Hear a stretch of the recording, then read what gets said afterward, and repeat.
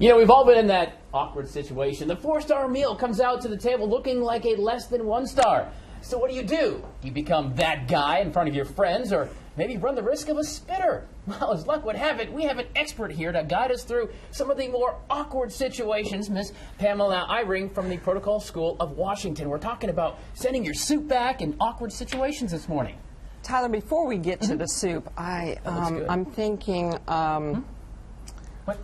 I'm thinking you have something in your teeth. Oh, excuse me. Oh, that was awkward, wasn't it? Well, you did the right thing. You were looking at me, and you noticed my facial expressions were like, "Oh my!" And then you can roll your tongue over your teeth and go, Sure, and try to get their attention. If that doesn't work, then you can always say, "Hey, you have something in your teeth." Is there a now we have friends. I would lean over if Grace or Rashad, they go, "Hey, Grace, you got something? Haul it out," right? But what if you're not quite as close to that person, and maybe you're in an interview or business meeting where somebody you just met? Is it socially acceptable to somehow say, "Hey, just by the way, Joe"? I wouldn't start off with that. Have some discussion first. Get it out. And if it's a small, if it's very small and not that obvious, like yours was, I wouldn't say anything for a while, and maybe not say anything at all. Sure. But if it's something really large, I'd wait a little bit, and then I would start doing my nonverbals so that they would notice. Would that change if, for instance, maybe you're presenting, and again, you don't know the person well, but it's not just you, and because I could deal with it, get past something. But what if you're about to address somebody, and does that change? Is up the ante at all? Oh, absolutely. You don't want someone to be out in public and giving a presentation or speech with something really noticeable in their teeth or on their face. Sometimes us ladies, our lipstick's not on right, or we got a little bit extra mascara up here. Sure. Things happen. So to let them know, say, hey, take care of that before you go out on stage is a good thing. And I'm sure they would do that for you. Do this, kind of do the whole... Yeah. That kind of Try thing. that, and you go like this and go...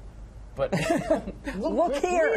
That's right. Pamela Eyring from Protocol School of Washington. Great stuff. And so, talking about some awkward things in our new Good Behavior series, let's talk then, as we try to, before I get caught with something in my teeth, talk about at a restaurant, sure enough, inevitably the food comes and there's something wrong, and you got to make a decision. Do you want to look like pompous in front of your friends, or, like I said, do you want to risk the spitter? What do you do?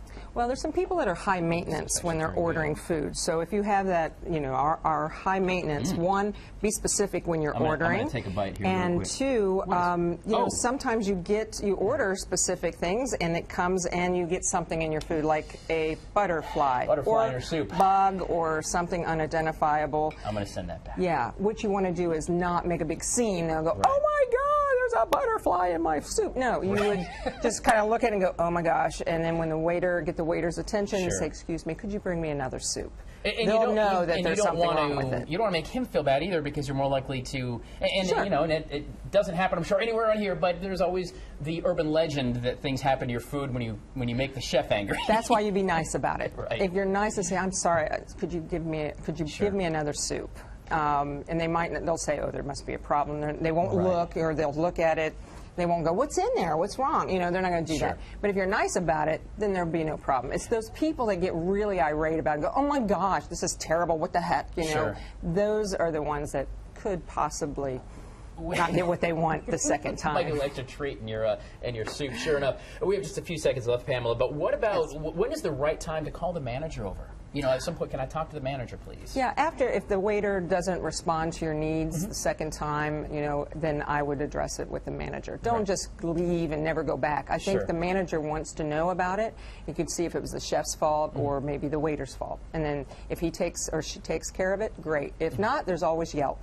You can post it. But I wouldn't post something negative unless if they take care of it, the manager takes care of you, then I wouldn't post, unless you post, hey, this was bad, but they fixed it, I'm happy. And even then, maybe you don't want to treat the waiter poorly, even if if it's his fault and mess it up. It's probably good for him to say, you know what, hey, dude, I just want to talk to the manager. Yes, Pamela Eyring, the Protocol School of Washington. Great tips. We'll put links for you at abccolumbia.com at this stuff on how to deal with a butterfly in your soup. That looks good, though. I still eat that butterfly.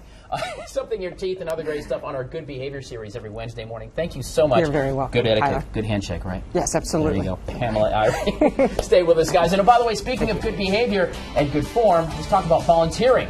United Way is coming up in just a bit. And first, of course, I want to tell you about why there's a president who spent the night in the hospital. Stay with us. We're coming back live and local.